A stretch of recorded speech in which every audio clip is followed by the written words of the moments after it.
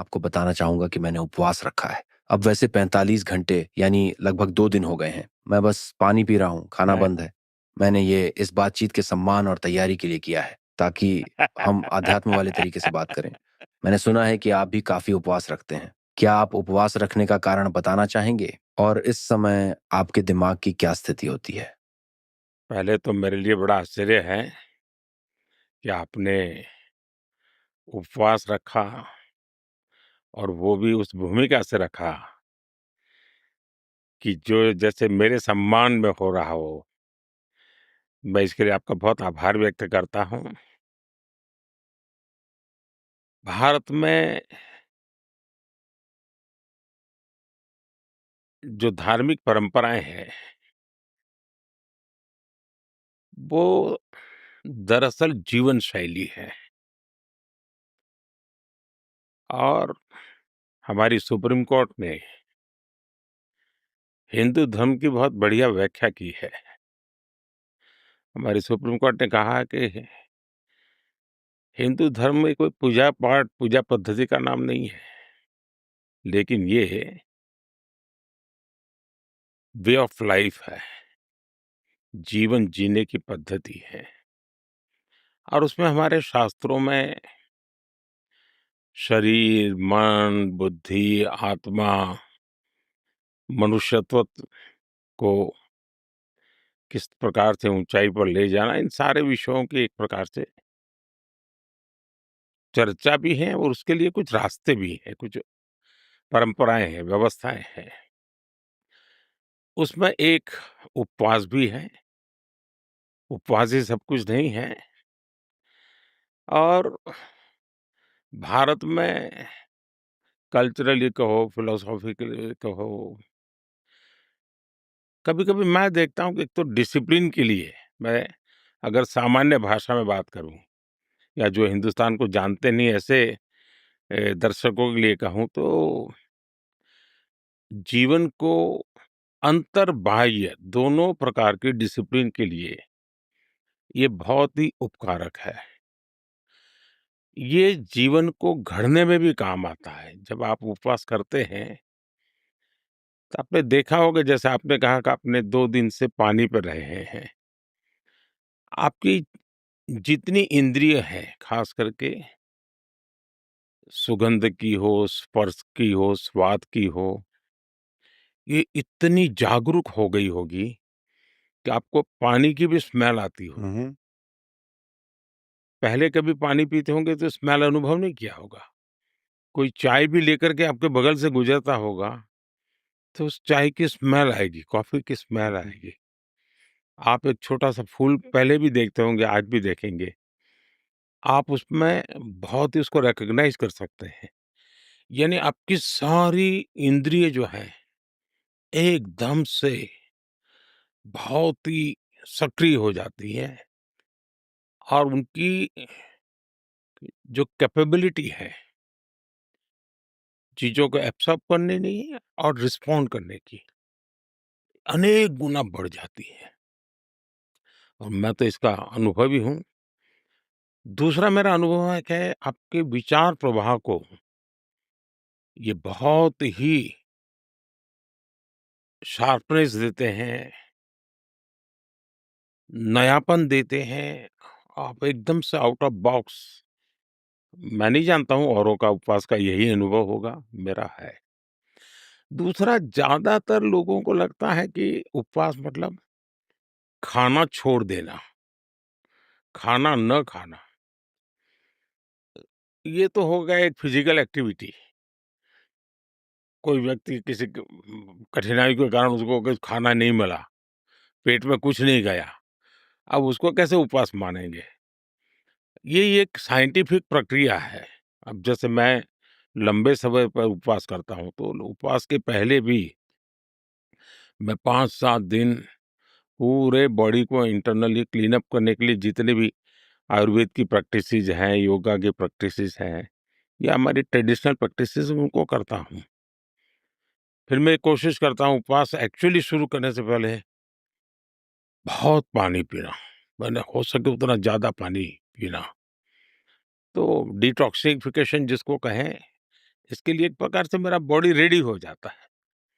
और फिर जब मैं उपवास करता हूँ, तो मेरे लिए उपवास एक डिवोशन होता है। मेरे लिए उपवास एक डिसिप्लिन होती है। और मैं उपवास के समय कितनी ही बाहर की गतिविधि करता हूँ, लेकिन मैं अंतर मन में खोया हुआ रहता हूँ, मेरे भीतर रहता हूँ, और वो मेरा एक्सपीरियंस एक बहुत अद्भुत अनुभूति होती है। और ये उपवास मैं कोई किताबों को पढ़ कर के या किसी के उपदेश के कारण या मेरे परिवार में अगर कोई कारणसर उपवास चल रहा है, तो उन चीज़ों से नहीं हुआ है। मेरा खुद का एक एक्सपीरियंस था। स्कूल एज में हमारे यहाँ महात्मा गांधी की जो इच्छा थी गौरक्षा की, उसको लेकर के एक आंदोलन चलता था। सरकार कोई कानून नहीं बना रही थी। उस समय पूरे देश में 1 दिन का उपवास करने का, सार्वजनिक जगह पे बैठ कर के करने का कार्यक्रम था। हम तो बच्चे थे, अभी-अभी प्राइमरी स्कूल से शायद निकले होंगे। मेरा मन कर गया कि मुझे उसमें बैठना चाहिए, और मेरे जीवन का वो पहला अनुभव था। उतनी छोटी आयु में मैं कुछ न मुझे भूख लग रही है, मुझे खाने की इच्छा हो रही है। मैं जैसे कुछ नई एक चेतना प्राप्त कर रहा था, नई एनर्जी प्राप्त कर रहा था। तो मैं कन्विक्शन मेरा बना कि ये कोई विज्ञान है। इसको ये सिर्फ़ खाना न खाने का झगड़ा नहीं है, ये उससे कहीं बाहर की चीज़ है।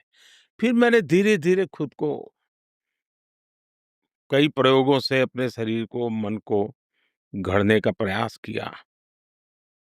तो कैसे एक लंबी प्रक्रिया से मैं उपवास से निकला हूँ। और दूसरी बात है कि मेरी एक्टिविटी कभी बंद नहीं होती। मैं उतना ही काम करता हूँ, कभी-कभी तो लगता है ज़्यादा करता हूँ। और दूसरा मैंने देखा है कि उपवास के दरमियान मुझे अगर कहीं अपने विचारों को व्यक्त करना है, तो मैं आश्चर्य हो जाता हूँ, ये विचार कहाँ से आते हैं? कैसे निकलते हैं? हाँ, मैं बड़ा अद्भुत अनुभूति करता हूँ। तो आप उपवास में भी दुनिया के बड़े लोगों से मिलते हैं। आप अपना प्रधानमंत्री वाला काम भी करते हैं। आप उपवास में और कभी-कभी 9 दिनों के उपवास में भी दुनिया के एक बड़े नेता के तौर पर अपनी ज़िम्मेदारी निभाते हैं। ऐसा है कि बड़ा लंबा इतिहास है, शायद सुनने वाले भी थक जाएँगे। एक हमारे यहाँ चातुर्मास की परंपरा है। जब वर्षा ऋतु होती है, तो हम जानते हैं डाइजेशन पावर काफ़ी कम हो जाता है, और वर्षा ऋतु में एक टाइम ही भोजन करना है, यानी 24 अवर्स में एक टाइम। और वो मेरा करीब जून मिड से शुरू होता है, तो दिवाली के बाद करीब-करीब नवंबर आ जाता है। करीब 4 महीना, साढ़े 4 महीना वो मेरी एक परंपरा चलती है, जिसमें मैं 24 ऑवर में एक बार खाता हूँ। फिर मेरा एक नवरात्रि आता है, जो आमतौर पर भारत में सितंबर अक्टूबर में होता है, और पूरे देश में उस समय दुर्गा पूजा का उत्सव होता है, शक्ति उपासना का उत्सव होता है। वो एक 9 दिन का होता है। तो उसमें मैं पूरी तरह सिर्फ़ गर्म पानी पीता हूँ। वैसे मैं गर्म पानी तो मेरा रूटीन है, मैं हमेशा ही गर्म पानी पीता हूँ। मेरा पुराना लाइफ़ ऐसा था कि जिसके कारण एक आदत मेरी बनी हुई है। दूसरा एक मार्च-अप्रैल महीने में नवरात्रि आता है, जिसे हमारे यहाँ चैत्री नवरात्रि कहते हैं, जो अभी शायद इस वर्ष 31 मार्च से शुरू हो रहा है। तो वो 9 दिन मैं उपवास करता हूँ, उसमें मैं कोई एक फल एक बार दिन में, यानी 9 दिन के लिए जैसे मान लीजिए मैंने पपैया तय किया, तो फिर 9 दिन तक पपैया सिवाय किसी चीज़ को हाथ नहीं लगाऊँगा, और सिर्फ़ एक बार लूँगा। तो वैसा एक 9 दिन का मेरा वो रहता है। तो साल भर में इस प्रकार से मेरा जो स सालों से एक परंपरा मेरे जीवन में बन चुकी है, शायद ये मैं कह सकता हूँ 50-55 साल से मैं ये इन चीज़ों को कर रहा हूँ। क्या कभी ऐसा हुआ है कि आप किसी दुनिया के बड़े नेताओं से मिले हों और पूरी तरह उपवास पर रहे हों? उनकी क्या प्रतिक्रिया थी? आप भूखे रह सकते हैं, ये देखकर उन्हें कैसा लगता है? और मैं आपको बताना चाहूंगा कि आप बिल्कुल सही हैं। मेरे 2 दिन के उपवास के कारण मेरी सजग रहने की क्षमता, मेरी चीजों की महसूस करने की क्षमता मेरे अनुभव में बहुत बढ़ गई है। मैं पूछ रहा था कि आपको किसी नेता की कहानी याद है जब आपने उनके सामने उपवास रखा? ऐसा है कि ज़्यादातर लोगों को पता नहीं होने देता मैं।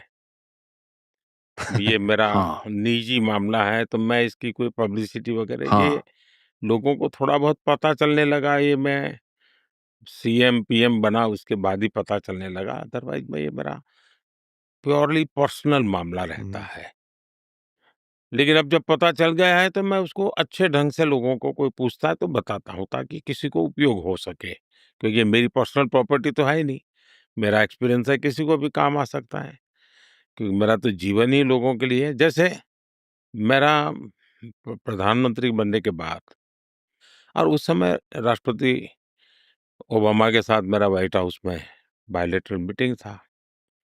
अब उन्होंने डिनर भी रखा था। तो तब जाकर के दोनों सरकारों के बीच चर्चा चली और जब ये कहा कि भई डिनर तो ज़रूर कीजिए, लेकिन प्रधानमंत्री कुछ खाते नहीं हैं। तो वो बहुत चिंता में थे कि अब ये कैसे उनको इतने बड़े देश के एक प्रधानमंत्री आ रहे हैं, व्हाइट हाउस आ रहे हैं और हमको कैसे खाते जाए, उनकी चिंता। जब हम बैठे तो मेरे लिए गर्म पानी आया, तो मैंने कहा ओबामा जी से बड़ी मज़ाक में कहा कि देखो भाई मेरा डिनर बिल्कुल आ गया है। ऐसा करके मैंने ग्लास उनके सामने रखा। फिर बाद में दोबारा जब मैं गया तो उनको याद था। उन्होंने कहा देखिए पिछली बार तो आप उपवास में थे, इस बार आप उस समय दूसरी बार मैं जगह था लंच था। कहा इस बार उपवास नहीं है तो आपको डबल खाना पड़ेगा।